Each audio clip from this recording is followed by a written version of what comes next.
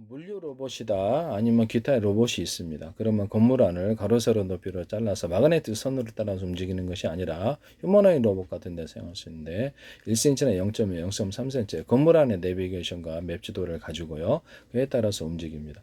해당되는 곳의 이동을 다 그와 같이 움직입니다. 밖에 나가서도 가능하죠. 전 세계로 수천조 분의 수백조 분의 가로 세로 높이로 잘라서 1cm나 0.1cm 기타 좌표와 숫자 방식의 내비게이션 맵 지도를 가지고 움직입니다. 스스로 건물 안도 전파를 싸거나 카메라 인식 방식으로 해서 가로 세로 높이로 좌표와 숫자를 만들어서 이동 가능한 것과 가능하지 않은 것을 구분해서 합니다.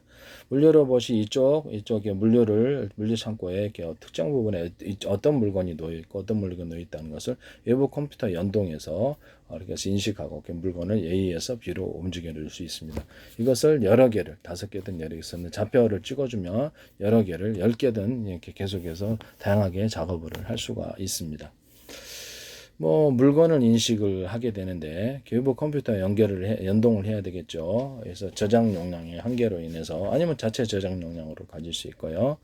그래서 좌표와 숫자 방식으로 어떤 물건이 어디 장소에 있다라는 것을 표시를 이렇게 외부 컴퓨터에 하면 그에 따라 명령어를 이쪽 물건 이쪽에 갖다 놓으라는 것을 5개를 갖다가 이쪽 물건을 갖다 놓으라.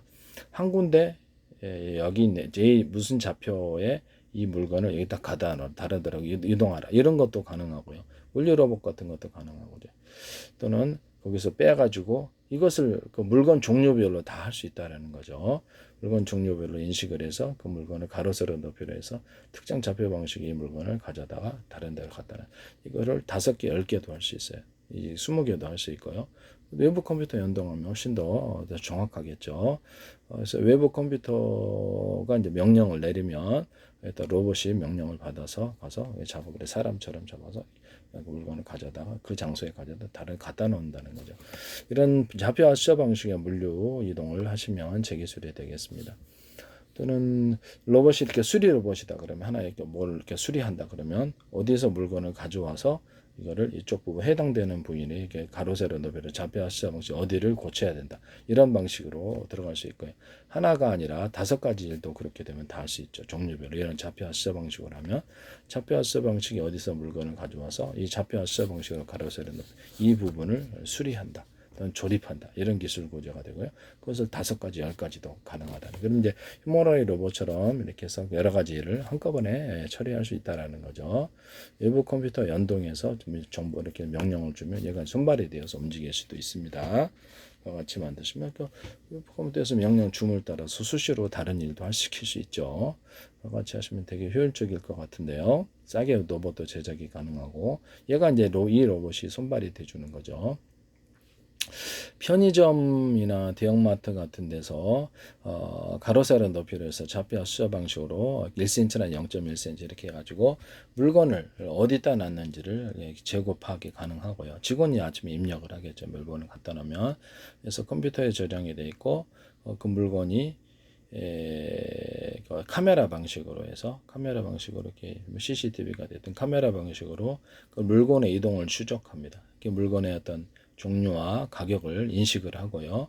그래서 그 물건을 모든 카메라가 관찰하고 물건이 이렇게 해당되는 지역에서 곳에서 이쪽으로 그 밑에 이제 카운팅 해가지고 그 물건에 입고됐을 때 거기다 카운팅 해갖고 번호를 이렇게 그러니까 밑에 재고를 갖다가 밑에 직원이 카운팅을 이렇게 하는 이런 부분의 기술 구조도 가능합니다. 몇 개 들어왔다는 것을 해당되는 물건에게 써놓을 수도 있다는 거죠.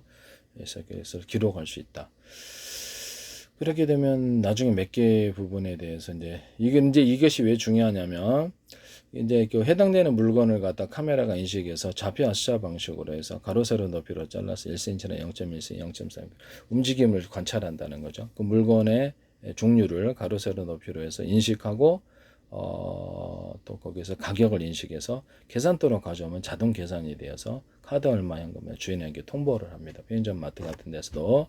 그래서 물류 이동을 해서 해가지고 재고 처리까 재고 파악까지도 정확히 됩니다.